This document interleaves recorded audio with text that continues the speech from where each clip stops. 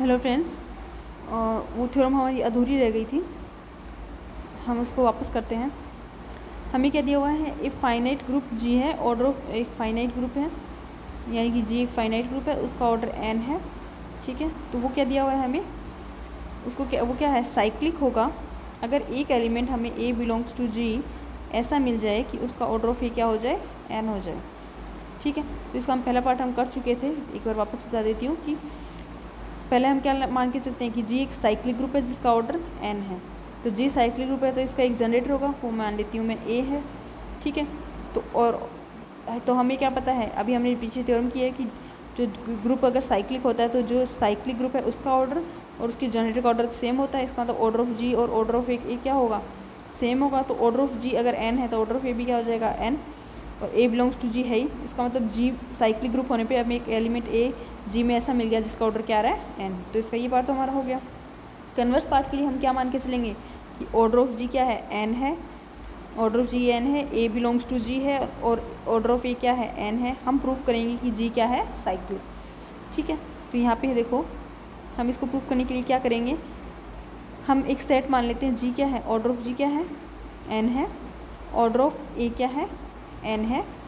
ठीक है, तो हम एक सेट अभी हमने दिखाया था पिछले वाले थ्योरम में क्या था ना, एच एक में ना, उसमें मैंने क्या मान लिया, एच मैंने ये मान लिया ए स्क्वायर कंटिन्यू ए एन, यही मान लिया। ठीक है, तो एच क्या हो गया, ए से जनरेटेड भी हो गया और जी का क्या हो गया, सब ग्रुप भी हो गया। ठीक है, ये अभी हमने पीछे शो किया था कि एच है वो क्या है, जी का सब ग्रुप है।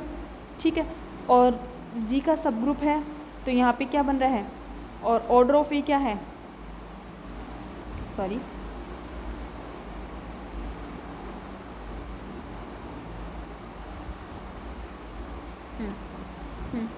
एच क्या है, इस हर एलिमेंट यहाँ पे जो एच बना हुआ है, मैंने ये सेट माना है ए की पावर एन ई, ये पूरा का पूरा किससे जनरेट हो रहा है, ए से जनरेट हो रहा है। ठीक है, पूरा का पूरा ए से जनरेट हो रहा है और ऑर्डर ऑफ ए हमें क्या दिया हुआ है, एन दिया हुआ है। तो एच क्या हो गया, साइक्लिक ग्रुप हो गया। एच एक साइक्लिक ग्रुप हो गया जो कि ए से जनरेट हो रहा है। तो जो एच का ऑर्डर होगा, जो ग्रुप का ऑर्डर होगा वही क्या होगा, इसके जनरेटर का ऑर्डर, मतलब जनरेटर का और साइक्लिक का ऑर्डर सेम होता है ना। तो ऑर्डर ऑफ एच भी क्या होगा, एन होगा। यानी कि ऑर्डर ऑफ ए जब एन है तो ऑर्डर ऑफ एच भी क्या होगा, एन होगा। और ऑर्डर ऑफ एच एन होगा तो ऑर्डर ऑफ जी भी हमें एन दिया हुआ है। तो ऑर्डर ऑफ एच और ऑर्डर ऑफ जी क्या हो गए हमारे, इक्वल हो गए। भाई हमारे ऑर्डर ऑफ एच और ऑर्डर ऑफ जी क्या हो गए, इक्वल। और एच पूरा का पूरा किस में जा रहा है, जी में। एच पूरा का पूरा किस में जा रहा है, एच। देखो कोई हमारे पास क्या बन गया, हमारे पास एक चीज़ आ गई कि हमारे पास ये आ गया कि एच है वो पूरा का पूरा किस में जा रहा है, जी में। एच क्या है, जी का एक सब ग्रुप बन रहा है। एच क्या है, एच क्या है, सब ग्रुप ऑफ जी था, एच जी का सब ग्रुप है और ऑर्डर ऑफ एच और ऑर्डर ऑफ जी इक्वल है। तो ये कब हो सकता है, जब एच और जी क्या हो, बराबर हो। ये एक ही केस में हो सकता है जब एच और जी क्या हो, बराबर हो। क्यों, क्योंकि एच क्या बन रहा है, जी का सब ग्रुप बन रहा है और जी के जितने भी सब ग्रुप बनेंगे वो क्या होंगे, उनका ऑर्डर क्या होगा। भाई जी के कौन कौन से सब ग्रुप बनते हैं, एक तो ई बनता है, एक ई बनता है, एक जी खुद बनता है जिनको हम इम्प्रॉपर बोलते हैं। उसके अलावा जो भी बनते हैं वो प्रॉपर बनते हैं। इसका मतलब इसके अलावा जो भी सब ग्रुप बनता है उसका ऑर्डर क्या होता है, जी से छोटा होना चाहिए। अगर कोई और भी सब ग्रुप बनता तो उसका ऑर्डर जी किससे क्या होना चाहिए था, छोटा। तो एच क्या बन रहा है, जी का एक सब ग्रुप बन रहा है और उसका ऑर्डर किसके इक्वल आ रहा है, जी का आ रहा है, जी के इक्वल ही आ रहा है। तो इसका मतलब वो कौन सा केस हो सकता है, वो यही केस हो सकता है कि एच क्या हो, जी के इक्वल ही हो, यानी वो सब ग्रुप क्या हो, खुद जी ही हो। तो एच इक्वल टू जी हो गया। तो जी किससे जनरेटेड है, ए से। जी किससे जनरेटेड है, ए से, सॉरी एच किससे जनरेटेड है, ए से। तो एच और जी इक्वल है, इसका मतलब जी भी किससे जनरेटेड होगा, ए से। और ए से जनरेटेड हो गया, दैट मीन्स जी क्या हो गया, एक साइक्लिक ग्रुप। ठीक है, नेक्स्ट है हमारी, every infinite cyclic group has two and only two generators. कोई भी जो अपरिमित चक्रीय ग्रुप है उसके केवल दो और केवल दो ही जनक होते हैं। तो ये तो हमने जस्ट पढ़ाई है, इससे एक पीछे अभी ने थ्योरम पढ़ी थी ना कि कोई अगर ग्रुप है, कोई ग्रुप अगर साइक्लिक है, जी एक साइक्लिक ग्रुप है तो उसका जनरेटर अगर एक ए है तो ए इनवर्स भी उसका क्या होता है, एक जनरेटर होता है ना। ये हमने पढ़ा था कि अगर जी एक साइक्लिक ग्रुप है तो ऑब्वियसली एक जनरेटर है, वो अगर ए है तो ए इनवर्स भी उसका क्या होगा, एक जनरेटर। ये हमने पढ़ा है। तो हमें शो क्या करना है कि ए और ए इनवर्स ही दो जनरेटर होंगे, इसके अलावा और कोई जनरेटर होगा ही नहीं। ठीक है, तो नेक्स्ट हम प्रूफ देखते हैं। इसका मतलब हमें क्या प्रूफ करना है, पहले तो हम ये शो करेंगे कि अगर ए जनरेट, पहले तो हम ये शो करेंगे कि अगर ए जनरेटर है तो, और ए जनरेटर है तो हम जानते हैं कि ए इन्वर्स भी जनरेटर होगा। और पहले क्या शो करना चाहेंगे कि ए और ए इन्वर्स क्या है, अलग अलग है। ठीक है, पहले हम ये शो करना चाहेंगे कि ए और ए इन्वर्स अलग अलग हैं, दोनों एक नहीं है। क्योंकि ए और ए इन्वर्स अगर सेम हो जाते तो फिर हमारे पास तो जनरेटर एक ही मिला, हमें तो दो जनरेटर दिखाने हैं ना। तो पहले हम जानते हैं कि ए जनरेटर होता है तो ए इन्वर्स भी होता है, और हम दिखाएंगे कि ए और ए इन्वर्स क्या नहीं है, इक्वल नहीं है। और ए और ए इन्वर्स इक्वल नहीं होंगे तो दो जनरेटर तो हो गए। ठीक है, तो देखो हम पहले शो करना चाहते हैं कि A not equal to A inverse, हम ये शो करना चाहते हैं कि A not equal to A inverse. हम इसको कंट्राडिक्शन से शो करेंगे, तो हम मान लेते हैं, अगर पॉसिबल हुआ तो हम मान लेते हैं कि ए और ए इन्वर्स क्या है, इक्वल है। दोनों को मैं ए से ऑपरेट कर दूं तो ए डॉट ए इन्वर्स क्या होगा, ये। ठीक है, ए डॉट ये ए स्क्वायर हो गया और ये अपनी इन्वर्स से गुणा है तो आइडेंटिटी आएगी, तो ए स्क्वायर इक्वल टू ई आएगा। इसका मतलब ऑर्डर ऑफ ए क्या होगा, 2। इसका मतलब ऑर्डर ऑफ ए क्या है, 2 है। ए जो यहाँ पे एलिमेंट माना है वो आइडेंटिटी से अलग माना है मैंने। ठीक है, क्योंकि कोई भी आइडेंटिटी ए है जो वो क्या माना है, आइडेंटिटी से अलग एलिमेंट माना हुआ है। तो यहाँ पे ए स्क्वायर किसके इक्वल आ रहा है, ई के। इसका मतलब ऑर्डर ऑफ ए क्या है, 2 है।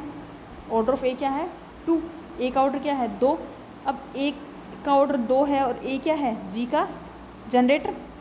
ए क्या है, एक मैंने क्या माना हुआ है, जी का जनरेटर माना हुआ है। और ये हम जानते हैं कि जो जनरेटर का ऑर्डर होता है वही क्या होता है, साइक्लिक ग्रुप का ऑर्डर होता है। इसका मतलब जी का ऑर्डर भी क्या होना चाहिए, 2 होना चाहिए, क्योंकि एक जनरेटर है इसका ऑर्डर 2 आ रहा है तो जी का ऑर्डर भी क्या होना चाहिए, 2, जो कि क्या हो गया, फाइनाइट। जबकि हमें ग्रुप तो क्या दिया हुआ है, इनफाइनाइट। हमें थ्योरम में स्टेटमेंट क्या दिया हुआ है कि every infinite cyclic group has 2 and only 2 generators. हर अपरिमित जो चक्रीय ग्रुप है वो केवल दो जनरेटर रख रहा है। तो यहाँ ये तो हमें कंट्राडिक्शन मिल गया, इसके हिसाब से तो हमारा जो ग्रुप है उसका ऑर्डर फाइनाइट आ गया। तो ये तो जो हमारा दिया हुआ है कि ग्रुप का ऑर्डर इनफाइनाइट है उसका कंट्राडिक्शन हो गया। इसका मतलब ए और ए इन्वर्स इक्वल नहीं हो सकते। ठीक है, तो ए और ए इन्वर्स इक्वल नहीं हुए, इसका मतलब 2 जनरेटर मिल गए मुझे, ए और ए इन्वर्स। अब हम शो करना चाहते हैं ए और ए इन्वर्स के अलावा और कोई भी जनरेटर नहीं होगा, सिर्फ ये 2 ही जनरेटर होंगे। तो इसको भी मैं कंट्राडिक्शन से शो करूँगी। तो मैं मान लेती हूँ, पॉसिबल हुआ तो मैं मान लेती हूँ कि एक जनरेटर और है। कौन सा मान लेती हूँ मैं, ए की पावर m, जो क्या है, जहाँ m क्या नहीं है, +-1, यानी कि अगर 1 रखती तो a आता, -1 m की वैल्यू -1 रखती तो a इन्वर्स आता, यानी कि a और a इन्वर्स m की वैल्यू क्या नहीं है, ना तो 1 है ना ही -1 है। तो उसके अलावा a की पावर m क्या है, g का एक जनरेटर। अगर पॉसिबल हुआ तो मैंने मान लिया कि a की पावर m जो किसके अलावा है, m नॉट इक्वल टू +-1 के, m नॉट इक्वल टू +-1 यानी a और a इन्वर्स के अलावा मैंने क्या मान लिया, g का एक जनरेटर। ठीक है, अगर ए एम जी का एक जनरेटर है और ए बिलोंग्स टू जी है ही, क्योंकि जी ए बिलोंग्स टू जी है ही, क्योंकि ए क्या है, जनरेटर है जी का, तो ए जी में तो है ही। तो अब यहाँ पे देख, यहाँ पे मैं मानती हूँ क्या है, ए तो क्या है, जी का एक एलिमेंट, और ए एम क्या है, जी का एक जनरेटर। ए तो जी का एक एलिमेंट है और ए एम क्या है, जी का जनरेटर। इसका मतलब जी का हर एलिमेंट ए एम की इंटीग्रल पावर के रूप में शो होना चाहिए। इसका मतलब ए को मैं किसके रूप में शो करूँ, ए की पावर एम की भी इंटीग्रल पावर के रूप में, क्योंकि ए एम जनरेटर है तो ए एम की इंटीग्रल पावर के रूप में मैंने शो कर दिया। ठीक है, अब मैं यहाँ पे क्या करती हूँ, इसको ए इक्वल टू क्या हो गया मेरा, ए एम एन। अब मैं इसको ए इन्वर्स से पोस्ट ऑपरेट कर देती हूँ, तो क्या आएगा, ए डॉट ए इन्वर्स क्या आएगा, ए की power M N dot A inverse.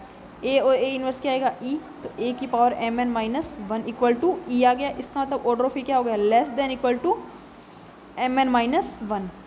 और भाई ए की पावर एम एन -1 पे मुझे क्या मिल रही है, आइडेंटिटी मिल रही है। इसका मतलब जो ऑर्डर ऑफ ए है वो किससे छोटा होगा, एम एन -1 से।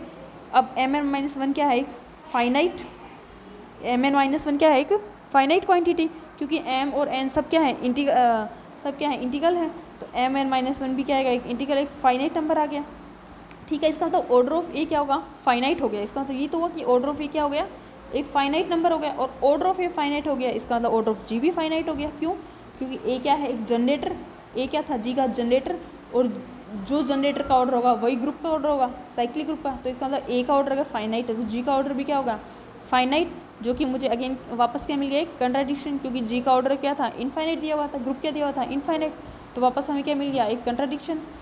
इसका मतलब जो हमने अजम्पशन किया है, जो हमने सपोज किया है, हमारी हाइपोथेसिस है कि एक m not equal to +-m एक ए एम एक जनरेटर है। इसका मतलब ये हमारी हाइपोथेसिस गलत है। इसका मतलब ए एम ऐसा एक जनरेटर है ही नहीं जो ए और ए इन्वर्स के अलावा होगा। ठीक है। नेक्स्ट